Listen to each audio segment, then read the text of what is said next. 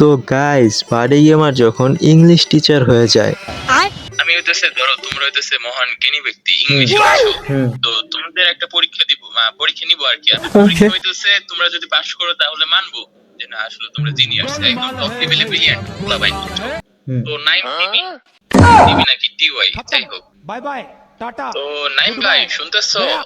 হ্যাঁ শুনতেছি ভাই। হ্যাঁ শুনতেছো তো তোমার কোন জিনিসটা ভালো লাগে বলো, বাংলায় বলো।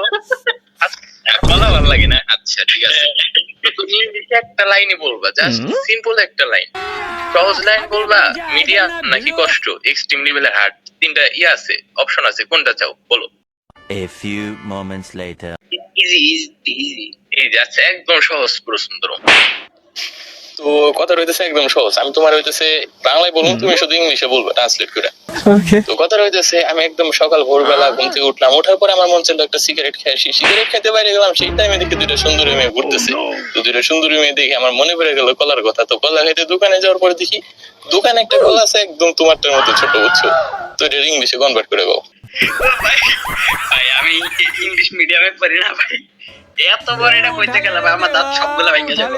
আর এটা তুই ইজি মিয়া, তুমি তো এক্সট্রিমটা সিলেক্ট করলে আর 2 ঘন্টা পরে প্রশ্ন শেষ হইতো। না থাক ভাই আমি ফেল ভাই, আহাত ভাই নেক্সট। আর তুমি ফেল হয়ে গেলা, আর রুলসটা তো শোনো, ফেল হয়ে গেলে একটা বান্ধবী নাম্বার দিতে দেবো, নাম্বার উড়ান আমি দিয়ে দিয়েছি। ও বেটা মौज कर दी, वाह मौज कर दी वाह बेटे वाह।